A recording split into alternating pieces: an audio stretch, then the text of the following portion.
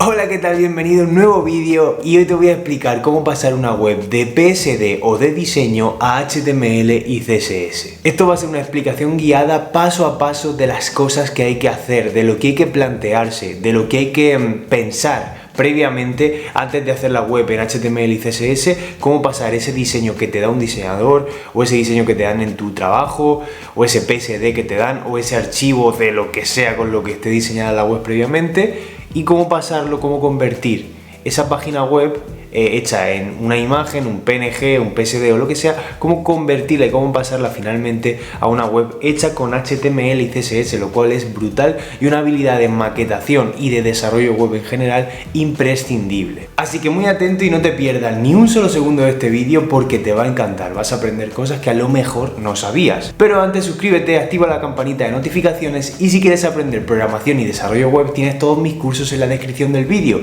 que además los tienes súper rebajados para que te puedas apuntar y aprender conmigo desarrollo y programación web. Y específicamente, si quieres aprender maquetación web, tienes el nuevo curso Máster en CSS3 Avanzado, donde hacemos este proceso de pasar de diseño a web hecha con HTML y CSS, lo hacemos repetidas veces y además con diseños espectaculares y con webs increíbles, que en el proceso de hacerlas, de maquetarlas, vas a aprender un montón. Así que apúntate ese curso, Máster en CSS3 Avanzado, link en la descripción. Bien, te voy a poner en situación. Imagínate que tú trabajas en una agencia de diseño y desarrollo web, en la cual pues hay diseñadores que se encargan de hacer diseños de logotipos, diseños de banners, diseños de flyers y diseño web, ¿vale?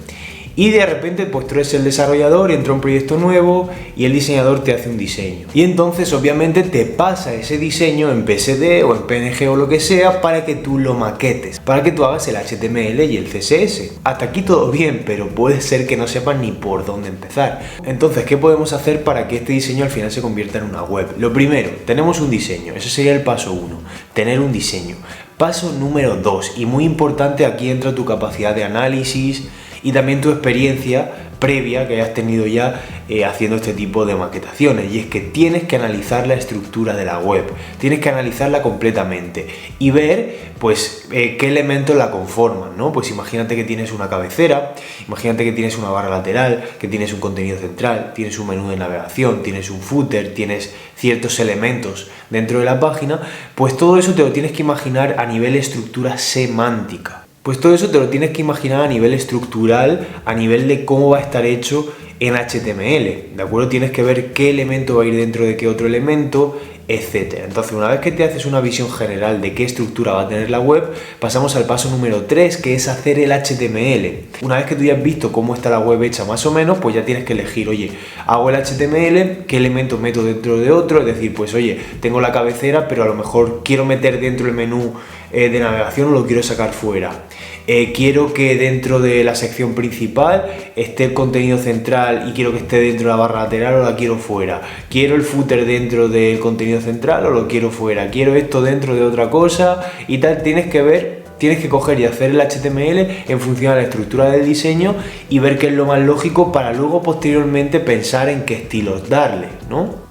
A la hora de hacer el HTML también es momento de elegir la semántica que tú vas a utilizar. Es decir, si quieres utilizar la divitis de toda la vida, utilizar muchos divs repetidamente como siempre se ha ido haciendo a lo largo del tiempo, a lo largo de la historia, divs con clases, por ejemplo, las que sean, o elegir una estructura más semántica, es decir, pues a lo mejor a la etiqueta dentro de la cual va a ir toda la cabecera, ponerle la etiqueta header, a la del menú ponerle la etiqueta nav, a la del contenido central ponerle la etiqueta main, a cada una de las secciones ponerle la etiqueta section, a los artículos que pueda haber en la web o a los elementos que identifiquen un artículo, un ítem o lo que sea, utilizar a lo mejor la etiqueta article, para las barras laterales utilizar la etiqueta site, en fin, intentar utilizar la semántica como ya conocerás y como ya habrás aprendido en mi curso de HTML5 que tienes aquí abajo en la descripción, pues todo lo que ya sepas de HTML5 aplicarlo para sacar una buena estructura semántica. Esto es muy importante. Y en este punto de hacer el HTML también tienes que pensar ya en la parte de los estilos, es decir, voy a meter estos elementos dentro de estos otros porque luego va a tener forma o luego va a tener sentido a la hora de darle estilos, ¿no? Y también otro punto muy importante a la hora de hacer el HTML es elegir la metodología de nombramiento de clases que tú vas a aplicar, ¿no? Tú luego al hacer el CSS, como ya le habrás puesto una serie de clases a tus elementos y identificadores en su defecto, pues luego vas a tener que seleccionar esos elementos y darle estilos y forma en el CSS. Pues claro, previamente tienes que elegir una metodología de CSS. En principio hay varias metodologías para tú nombrar las clases, pero ahora hay una súper potente y súper interesante que es el modelo o la metodología BEM, bloque elemento modificador, en la cual tú vas creando diferentes bloques, guión bajo, elemento, guión modificador, ¿de acuerdo? Tú utilizas esa metodología para nombrar las clases.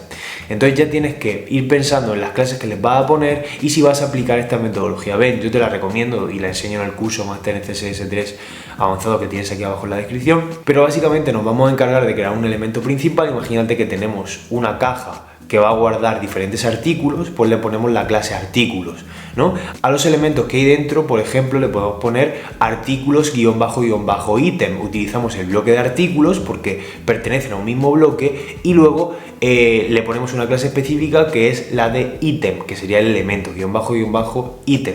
Y si dentro de todos esos artículos yo tengo un elemento diferenciador que es distinto al resto, pero sigue siendo igual, pero tiene alguna variante, pues entonces le pongo la clase artículos guión bajo ítem y le agrego otra clase que sea artículo guión bajo ítem guión y mi modificador, pues rojo o verde o lo que sea, ¿vale? Entonces de esa manera yo puedo tener selectores muchísimo más concretos y voy a tener más key selectors o selectores clave y menos selectores heredados, por decirlo así, o selectores compuestos que hacen que el CSS sea más inmantenible y más complejo de mantener al final y de desarrollar, porque al final si tú tienes muchos elementos con una clase muy concreta puedes seleccionarlos fácilmente, no se van a repetir esas clases nunca, siempre vas a saber qué elemento es cuál y vas a tener el CSS mucho más limpio y más escalable al final, ¿no? Pero bueno, esto en profundidad lo vemos dentro del curso porque si no nos tiraríamos aquí por lo menos una hora o dos hablando de BEM, ¿no? Puedes usar una metodología de CSS o no, simplemente nombrar las clases como mejor te parezca a ti y ya está. 4. Llegó el momento de empezar a escribir el CSS y llegó el momento de elegir la forma en la cual vas a maquetar tu web, ¿de acuerdo? Es decir, vas a usar maquetación con Flexbox, con CSS Grid Layout, con Floats. ¿Cómo vas a maquetar tu web a nivel estructura general? ¿Vale? Tienes que elegir eso, tienes que decidir esto. Obviamente podrías elegir solo una forma de maquetar, o solamente Flex, o solo Grid, o solo Floats, pero lo suyo, lo interesante para sacarle el máximo jugo es combinar los tres modelos de maquetación, ¿no? Por ejemplo, CSS Grid Layout lo puedes utilizar para hacer el layout, la estructura de la web a nivel estructural puro y duro, todas las cajas grandes, posicionar la cabecera, el menú, contenido, lateral, footer, todo esto te estoy poniendo un ejemplo básico para que se entienda, ¿no? Pero podría ser una estructura más compleja, de muchos más elementos, ¿no? Y luego Flexbox lo podemos utilizar para dentro de esas cajas de la estructura posicionar elementos que puedan llegar a ser flexibles, por ejemplo, pues colocar los elementos del menú uno al lado del otro, ¿no?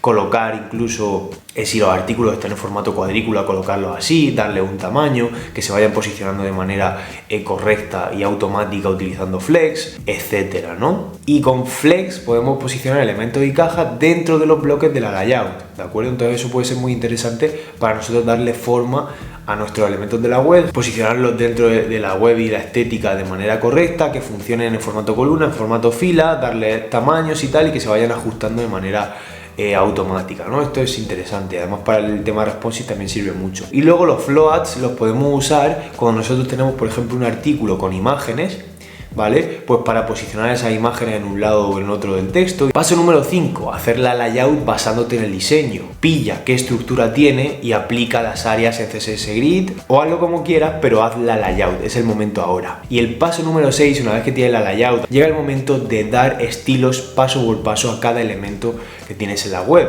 Es decir, la layout es como la estructura que va a tener la página, los cimientos, ¿no? Es como cuando construyen un edificio, pues todos los bloques de hormigón, todas las plantas y todo eso. Después se le empieza a dar forma estética, ¿no? A todo, ir poniendo paredes, ir poniendo la fachada, etc. Pues lo mismo con el CSS. Ahora le vamos a dar estilos a cada elemento de la web, que sea el título, que si vamos a poner del mismo color y de la misma forma los elementos del menú, etcétera, etcétera, etcétera. Para esto es súper importante ir fijándote muchísimo en el diseño y también, si es necesario, ir cogiendo medidas, ir cogiendo recursos del diseño, utilizar las mismas fuentes que te dan el diseño, Y sobre todo eso, si necesitas tomar medidas o más o menos tienes que ir clavando lo que es la estética de cada elemento de la web paso a paso, ¿no?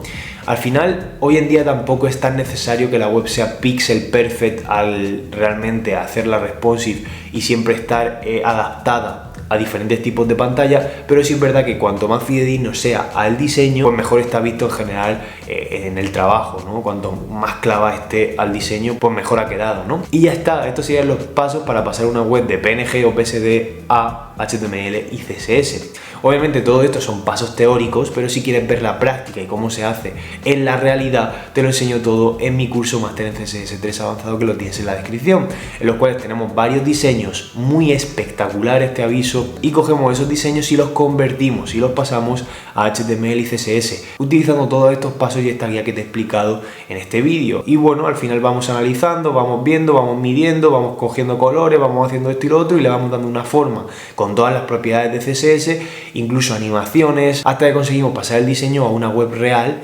espectacular, ¿vale? Todo eso lo enseño en el Máster en CSS, link en la descripción, rebajado además con un descuento especial. Y esto ha sido todo por el vídeo de hoy. Un like y una suscripción se agradecen un montón y ya está. Nos vemos en el siguiente vídeo. Chao.